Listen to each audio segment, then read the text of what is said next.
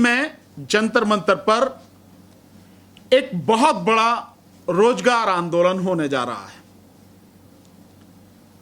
और यह आंदोलन एक हफ्ते तक चलाए जाने का विचार है।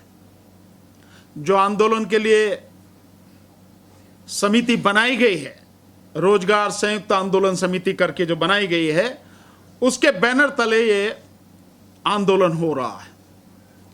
और आप जानते हैं, सारे के सारे साथी, आप सब कुछ कवर करते हैं, जमीन पर रहते हैं, सच्चाई कवर करके लोगों तक दिखाते हैं कि देश में इस समय वाकई में रोजगार की जो स्थिति है बहुत भयानक है। बेरोजगारी अब से पहले कभी भी देश में इतनी भयानकता के दौर से नहीं गुजरी जो आज की तारीख में बेरोजगारी है। इसका एक आंकड़ा अगर आप देखें तो अभी सरकार के माध्यम से हुआ है और जिसमें यह बताया गया है कि पिछले 8 साल में 22 करोड़ लोगों ने सरकार से रोजगार मांगा है। 22 करोड़ लोगों ने, और सरकार मात्र 7,22,000 लोगों को ही रोजगार दे पाई है।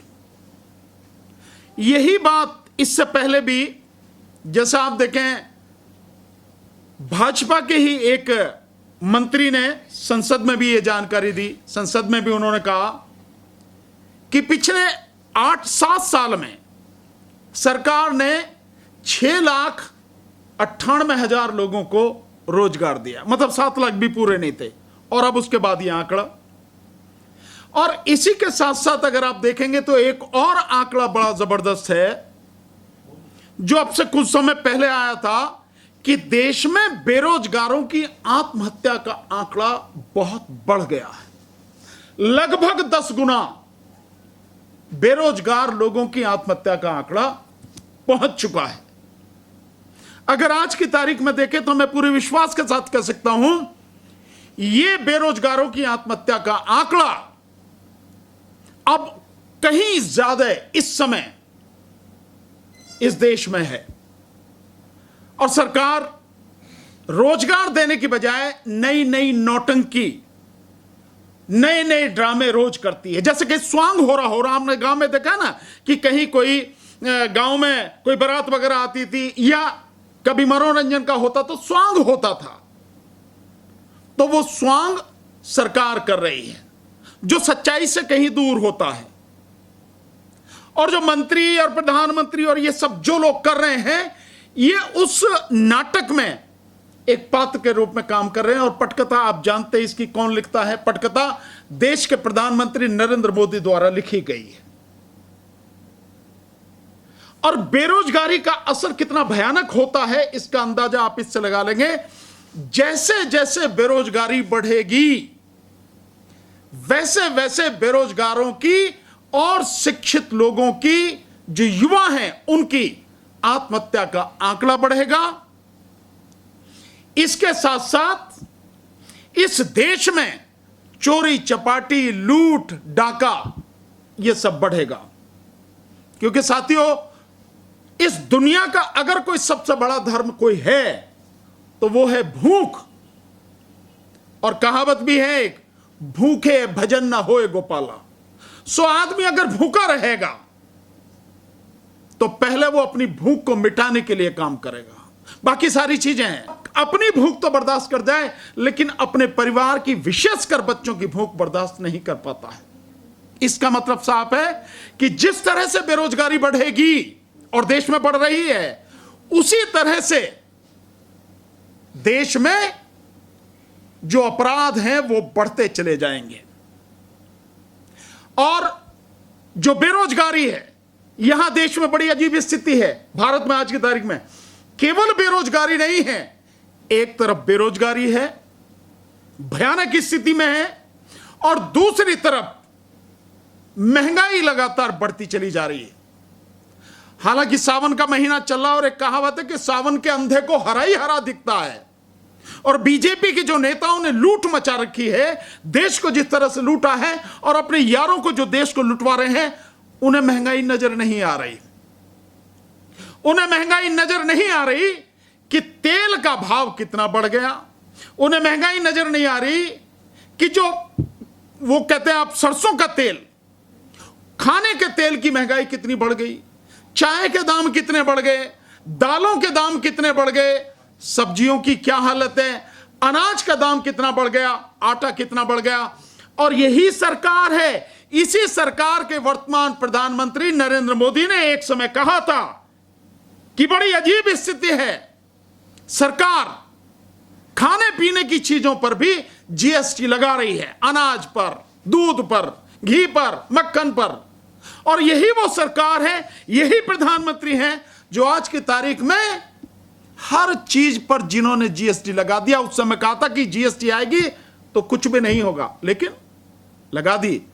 आज छाछ पर जीएसटी, मक्खन पर जीएसटी, आटे पर जीएसटी, चावल पर जीएसटी, बच्चों की पेंसिल पर जीएसटी, बच्चों की कलम किताब उन पर जीएसटी, रबड़ पर जीएसटी, शार्पनर जो पेंसिल बनाने वाला उस पर जीएसटी।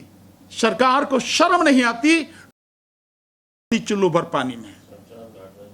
और इसके साथ साथ अब शमशान घाट में लकड़ियों पर भी जीएसटी लगाई जा रही है। तो आप समझ सकते हैं कि क्या स्थिति है। इसीलिए ये जो बेरोजगारी है और लगातार बढ़ती जा रही है। सरकार को कम से कम इतना तो करना ही चाहिए कि केंद्र सरकार को और सभी राज्य सरकारों को, वो किसी भी पार्टी के हो, किसी भी राज्य में, इससे लेना देना नहीं है, मतलब यह है सरकार। तो सरकारों को, केंद्र सरकार को जितने पद खाली पड़े हैं केंद्र सरकार में विभिन्न विभागों में, और इसके अलावा राज्य सरकारों को जितने पद खाली पड़े हैं राज्य सरकारों में, वो पद जो अप्रूव्ड हैं, जिनको मान्यता प्राप्त है, जिसके लिए सरकार को कुछ नहीं करना, केवल भर्ती निकाल के उनको भरना है, उन्हें तो भर ही देना चाहिए। और ये जो भर्ती है, ये जो पद खाली पड़े हैं, ये 1 करोड़ से ज्यादा पद खाली पड़े हैं, लेकिन सरकार भर नहीं रही।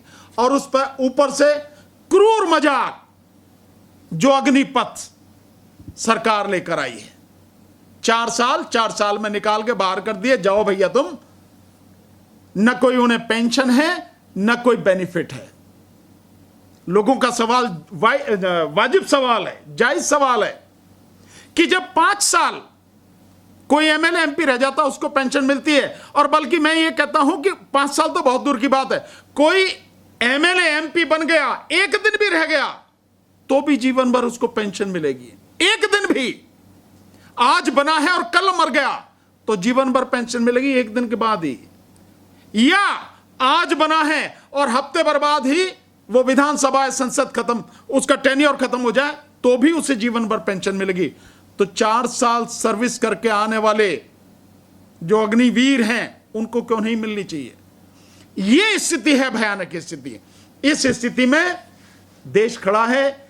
इसीलिए और हमसे जुड़े हुए तमाम साथी, तमाम हमारे संगठन के साथी, एक हमारे साथी हैं जो हमारे पार्टी के नेशनल कोऑर्डिनेटर भी हैं, डॉक्टर विजय कुमार साहब, उनका भी अपना एक संगठन है ब्रेव फाउंडेशन। हम सब मिलके 16 अगस्त को जो ये आंदोलन होने जा रहा है, रोजगार आंदोलन, इस रोजगार आंदोलन में पूरे हफ्ते पूरी ताकत के साथ रहेंगे, कदम से कदम और कंधे से कंधा मिलाकर, और इस लड़ाई में, इस संघर्ष में उनके साथ चलेंगे।